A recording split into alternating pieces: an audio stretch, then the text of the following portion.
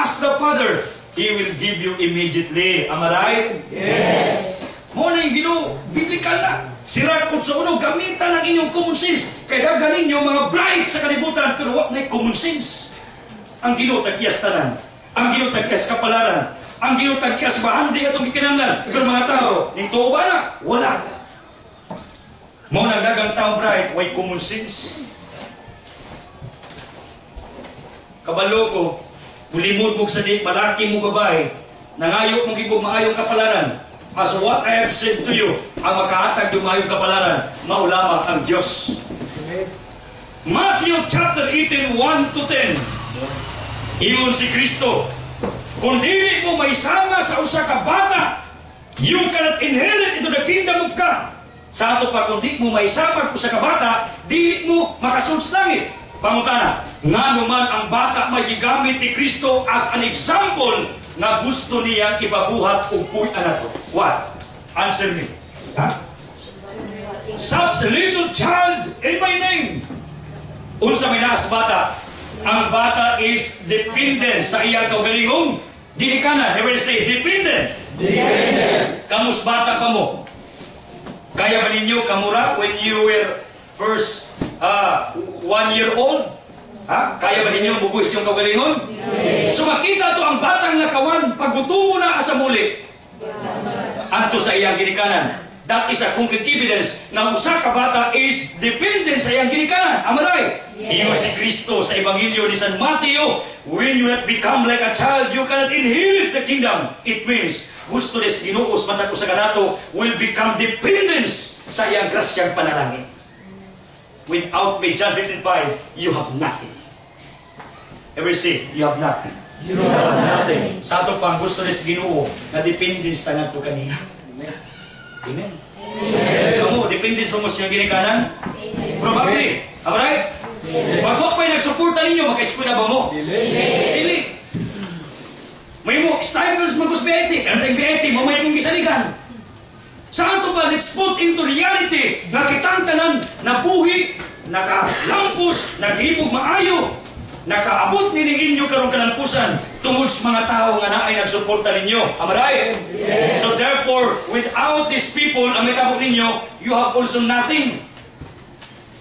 Likewise, pag what they Ginoo ninyo, you are also nothing. Amen. Amen. So mga na, kisa itong ikinanglan? Ever say, kisa yung ikinanglan? No. Kamu ba, pag tingog mo Ginoo, hinay, pero nahaklog pa sa mo pong Ginoo. Ever say, kisa yung ikinanglan? No. Kana ba, maklaro po na sa video niya. Now, klaro kayo, dili na, Brad, John 15 verse 5, without me, you have nothing. Ha?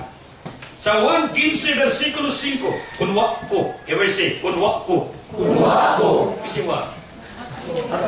Ang Ginoo kinakunwa. Ever say, kunwa. Kunwa. Ay mong tingog babae, laki lang tanan. Kaya murag di mong tingog, mayroon mo ning mga lakihan. Are you listening, boys? Yes. Are you using cellphone niya? No. Okay. John 15:5. Kung sa Gingos Biblia. Kunwa ko, everybody say. Kunwa ko. Wala ako'y mahimo. Wala ako'y mahimo. Wala kamo'y mahimo. Wala ako'y mahimo. Sa inyong kinabuhi. Sa inyong kinabuhi. Kung si pagtuloy nyo nagsiiti ta. Kuyas na kayo ba in unison? Ha? Murag lakad padagdagan! Are you happy, boys? Yes. Ako ni Sanyaw ni Haraparapan ni Manato. Happy ba mo, boys? Yes. E ba mo? Ang ikinanglan ninyo, aron mo magkabatog trabaho ni graduation ninyo, isa ikinanglan ninyo? Ginoo. Ginoo. Huwag gilain. Ginoo rin. Ayaw pagsalig sa iyong pagbaling mong kapasidad. Ano man, according to the Holy Scripture, without me, you have nothing. Kung wala ako sa inyong kinabuhi, wala kamoy mahimo sa inyong kinabuhi. Now, biblically speaking, we need God. Everybody say, I need God. I need God. Everybody say, girls, I need God. I need God. Naginanglan kong Diyos, am I right? Yes. Definitely, naginanglan kong Diyos na lang, am I right? Yes.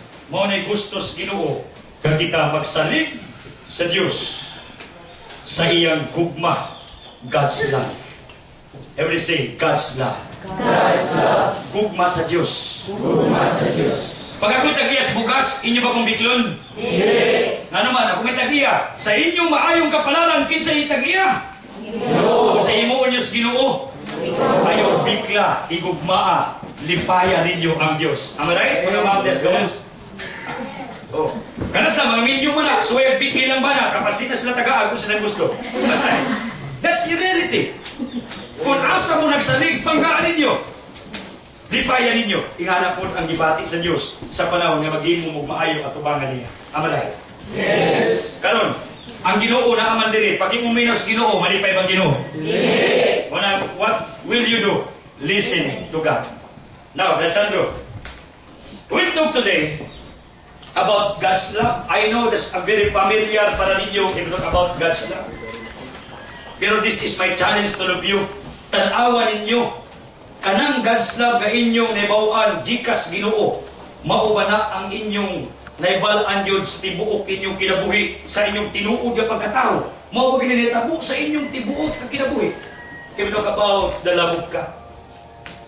You know what? Dili malalis, Salmo 90, versikulo 2. Wala pa'y langit ug yuta diha na ang Dios. Everybody say, wa pa'y langit. Wapay langit. Diha na ang Dios. Am I right? Yes.